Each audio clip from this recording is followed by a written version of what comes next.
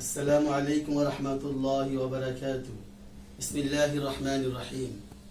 সপ্তম শ্রেণীর স্নেহের শিক্ষার্থী বন্ধুরা, তোমরা কেমন আছো? আশা করি মহান রব্বুল আলামিনের শেষ মেহেরবানিতে ভালো আছো ও সুস্থ আছো। এরপর থেকে নিজের লেখাপড়া চালিয়ে যাচ্ছ। আমরা তোমাদের লেখাপড়ার সহযোগিতার জন্য বিভিন্নভাবে চেষ্টা করে যাচ্ছি। তারই ধারাবাহিকতা আজকে আমি তোমাদের সামনে কোরআন তরজমা অংশে একটি ভিডিও ক্লাস উপস্থাপন করছি। তোমরা সকলেই বই সামনে নিয়ে বসবে এবং খুব খেয়াল করে শুনবে এবং দেখবে, এবং যেভাবে পড়তে বলি লিখতে বলি ওইভাবে লিখবে এবং খাতায় নোট করবে। ঠিক আছে শিক্ষার্থী বন্ধুরা? তো চলো ক্লাস শুরু করা যাক। তো আজকে যে সূরাটা পড়ব সেটা হলো 30 পারার 3 নম্বর সূরা, সূরা আবাসা। এই সূরা আবাসা মক্কা অবতীর্ণ, আয়াত সংখ্যা 42 ও রুকু হলো 1টি। তো আজকে এই সূরার 1 থেকে 42 নম্বর আয়াতের মধ্য থেকে 1 থেকে 17 নম্বর আয়াত পর্যন্ত আজকে ভিডিও করব এবং পড়াবো। তোমরা খুব ভালোভাবে লিখবে এবং পড়বে। তো পড়া শুরু করার আগে মোটামুটি কিছু ভূমিকা শুনে নেই।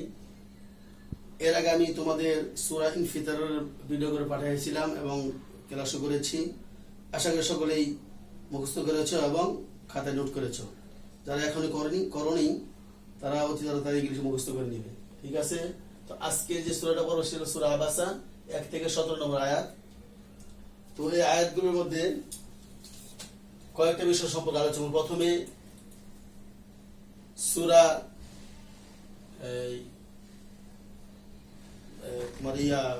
শান নজুল সম্পর্কে আলোচনা করব এবং আলোচ্য বিষয় সম্পর্কে আলোচনা করব। তারপর শব্দ অর্থ, তারপরে আয়াতের অর্থ এবং কিছু ভাব অর্থ, কিছু বিশেষ বিশেষ আয়াতের ব্যাখ্যা বা ভাব অর্থ, সর্বশেষ বাড়ির কাজ, এবং সব শেষে থাকবে শিখন ফল, সামারি। আমরা এই পাঠ থেকে কি কি শিখতে পেলাম। প্রথমেই আলোচনা করব আলোচ্য বিষয় সম্পর্কে। সূরা আবাসার মধ্যে কি সম্পর্কে আল্লাহ আলোচনা করেছেন। এই সূরার মধ্যে আলোচনা করা হয়েছে উপদেশ দানের পদ্ধতি, উপদেশ গ্রহণ না করার নিন্দা, পরকালের শাস্তি এবং পরকালের পুরস্কার সম্পর্কে। অর্থাৎ যারা জাহান্নামে হবে তাদের শাস্তি কি হবে এবং যারা জান্নাতে হবে তাদের পুরস্কার কি হবে, সে সম্পর্কে এই সূরার মধ্যে আলোচনা করেছেন কয়েকটি বিষয় সম্পর্কে। তারপরে 2 নম্বরে আলোচনা করব এই সূরা শান নজুল সম্পর্কে। এই সূরাটা কেন নাজিল হলো, কি কারণে নাজিল হলো, কারণ সম্পর্কে। সূরা শান নজুল সম্পর্কে বলা হয়, একদা নবী করিম সাল্লাল্লাহু আলাইহি সাল্লাম কুরাইশ গোত্রের কয়েকজন দলপতিকে ইসলাম সম্পর্কে কিছু বোঝাচ্ছিলেন। ইতিমধ্যে হযরত আব্দুল্লাহ ইবনে উম্মে মাকদুম রাদিয়াল্লাহু তাআলা আনহু নামক একজন অন্ধ সাহাবী উপস্থিত হন। তিনি নবীজির দৃষ্টি আকর্ষণ করে কোরআনের একটি আয়াত সম্পর্কে জিজ্ঞাসা করেন। তিনি আরো বলেন, আল্লাহ আপনাকে যা শিক্ষা দিয়েছেন তা থেকে আমাকেও কিছু শিক্ষা দিন। অসময়ে তার এইসব জিজ্ঞাসা নবীজির কাছে বিরক্তিকর বোধ হয়। নবীজি ভাবলেন, আমি একটি গুরুত্বপূর্ণ কাজে ব্যস্ত। কুরাইশদের এই বড় বড় সর্দাররা যদি ইসলাম গ্রহণ করে তাহলে অনেকেই মুসলমান হওয়ার আশা করা যায়। আব্দুল্লাহ ইবনে উম্মে মাকদুম তো মুসলমান আছেই, তার তালিম হাসিল করার অনেক সুযোগ আছে। আমি তাদেরকে বোঝাচ্ছি আর সে নিজের কথা বলেই যাচ্ছে। সে এতটুকু বুঝতে পারছে না যে আমি যদি তাদের থেকে মুখ ফিরে তার দিকে দৃষ্টি নিবদ্ধ করি তাহলে তা তাদের কাছে কেমন কঠিন মনে হবে। হয়তো এরপর তারা আর আমার কথা শুনতেই চাইবে না। মোট কথা, মনের দিক থেকে নবীজি সাল্লাল্লাহু আলাইহি ওয়াসাল্লাম সংকুচিত হলেন এবং সংকোচনের চিহ্ন ও নবীজির চেহারায় প্রকাশ পেল। এই উপলক্ষে আয়াতগুলো অবতীর্ণ হয়। হাদিসে বর্ণিত আছে, এরপর যখন ওই অন্ধ সাহাবী নবীজির দরবারে উপস্থিত হতেন, নবীজি সাল্লাল্লাহু আলাইহি ওয়াসাল্লাম তার প্রতি অনেক সম্মান প্রদর্শন করতেন। তিনি আরো বলতেন, স্বাগতম ওই ব্যক্তিকে যার ব্যাপারে আমার প্রভু আমাকে ভর্ৎসনা করেছেন।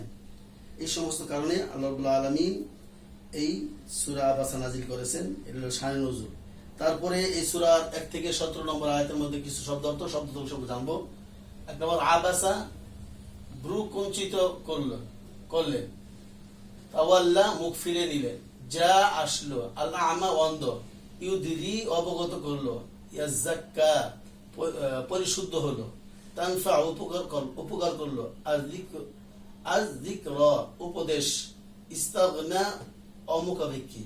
তাসাদ্দা, পিছনে লাগলো, ইয়াসআ হাঁটলো, ইয়াখশা ভয় করলো, মা আকফারাহু সে কত অকৃতজ্ঞ। এই ছিল মোটামুটি শব্দ অর্থ। তারপরে অর্থ, এখানে অর্থ আমি একবার বলে দিচ্ছি, তোমরা তোমাদের বইয়ের মধ্যে পড়ে নিবে। আবাসা ওয়া তাওয়াল্লা তিনি বুরুকুঞ্চিত করলেন এবং মুখ ফিরিয়ে নিলেন। 2 নম্বর আয়াত আন জাআহুল আ'মা কারণ তার কাছে অন্ধ লোকটি এসেছে। ওয়া মা ইউদরিকা লাআল্লাহু ইয়াযাক্কা আপনি কি জানেন হয়তো সে পরিশুদ্ধ হতো। আও ইয়াযাক্কারু ফাতানফাআহু যিকরা অথবা উপদেশ গ্রহণ করত, তারপর উপদেশ তার কাজে আসতো। আম্মা মান ইস্তাগনা আর যে বেপরোয়া হয়, ফাআনতা লাহু তাসাদ্দা আপনি তার পিছনে লেগে আছেন। ওয়ামা আলাইকা আল্লা ইয়াযাক্কা অথচ সে পরিশুদ্ধ না হলে আপনার উপর কোনো অভিযোগ নেই। ওয়া আম্মা মান জাআকা ইয়াসআ আর যে আপনার নিকট ছুটে আসে, ওয়া হুয়া ইয়াখশা এবং সে ভয় করে, ফাআনতা আনহু তালাহা আপনি তাকে উপেক্ষা করেছেন। কাল্লা ইন্নাহা তাযকিরা এমন করা কখনো উচিত নয়, নিশ্চয়ই তা একটি উপদেশ। ফামান শাআ যাকারাহু সুতরাং যে চায় সে যেন তা স্মরণ রাখে। ফি সুহুফিন মুকাররামা তা এমন কাগজ সমূহে লিপিবদ্ধ আছে যেগুলো সম্মানিত। মারফুআতিন মুতাহহারা সমুন্নত পবিত্র। বিআইদি সাফারা এমন লোকদের হাতে লেখা হয়েছে। কিরামিন বারারা যারা মহান পুণ্যবান। কুতিলাল ইনসানু মা আকফারা ধ্বংস হোক মানুষ সে কত অকৃতজ্ঞ। এই ছিল আয়াতের অর্থ। তারপরে আয়াতের বিশেষ কিছু আয়াতের ব্যাখ্যা, এর মধ্যে বিশেষ করে 10 নম্বর আয়াতটা তোমরা এটার ব্যাখ্যাটা পড়বে, যেটা তোমাদের এই বইয়ের ডান পাশে টিকার মাঝে 2 নম্বর দেওয়া আছে, এটা তোমরা পড়বে। অর্থাৎ ওয়া হুয়া ফাআনতা আনহু তালাহা ওয়া হুয়া ইয়াখশা ফাআনতা আনহু তালাহা এবং সে আল্লাহর ভয় করে এবং আপনি তাহার প্রতি উপেক্ষা করেন। অর্থাৎ উক্ত আয়াতে হুজুরের একটি ভুল সংশোধন করা হইল। তাহার নিকট একদিকে কতিপয় মুশরিক নেতা, অপরদিকে জৈনিক অন্ধ সাহাবী হুজুর হেদায়েত প্রাপ্ত সাহাবীর চেয়ে কাফির দিগকে উপদেশ দেওয়াই অধিক প্রয়োজনীয় মনে করিয়াছিলেন। আল্লাহ বলিতেছেন, কাফেররা হেদায়েতের উদ্দেশ্যে আসে নাই, অতএব উপদেশ গ্রহণে আগ্রহশীল সাহাবীর প্রতি মনোযোগ দেওয়া উচিত ছিল। 10 নম্বর আয়াতের ব্যাখ্যা হলো এটা। তো ব্যাখ্যাটা তোমরা ভালো মতো পড়বে এবং খাতায় নোট করবে, আর বাকি আয়াতের অর্থগুলি পড়বে এবং শব্দগুলি পড়বে। এই ছিল মোটামুটি আজকের পড়া। তারপরে তোমাদের বাড়ির কাজ মধ্যে হইলো, বাড়ির কাজ আগে একটা কাজ হলো যে এই পাঠের মধ্যে 2টা প্রশ্ন আমি এখানে উল্লেখ করেছি। একটা হলো সাহাবীর নাম হলো, সাহাবীর নাম কি, যে সাহাবী সম্পর্কে বলা হয়েছে যে অন্ধ সাহাবী, ওই সাহাবীর নামটা কি? ওই সাহাবীর নাম হলো হযরত আব্দুল্লাহ ইবনে উম্মে মখদুম সাহাবীর নাম। আর এই সাহাবীর ইন্তেকাল হয়েছিল কিভাবে? কাদসিয়ার যুদ্ধে তিনি শহীদ হন। এই অন্ধ সাহাবীও অন্ধ থাকা অবস্থায় তিনি যুদ্ধের মধ্যে অংশগ্রহণ করেছেন এবং যুদ্ধের মধ্যে অংশগ্রহণ করার পরে যুদ্ধ করে তিনি শহীদ হয়েছেন। এই ছিল মোটামুটি 2টা প্রশ্ন। একটা প্রশ্ন হলো সাহাবীর নাম কি ছিল এবং সাহাবীর ইন্তেকাল কিভাবে হয়েছিল। সাহাবীর নাম ছিল আব্দুল্লাহ ইবনে উম্মে মখদুম এবং তিনি কাদসিয়া নামক যুদ্ধে অংশগ্রহণ করেছিলেন এবং সেই যুদ্ধে উনি শহীদ হয়েছিলেন। এই ছিল প্রশ্ন এবং তার উত্তর।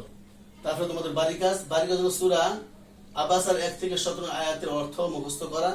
2 নম্বর শব্দ অর্থগুলো খাতায় নোট করা। 3 নম্বর শানে নুজুল খাতায় লেখা। 3 নম্বর 10 নং আয়াতের ব্যাখ্যা খাতায় লেখা।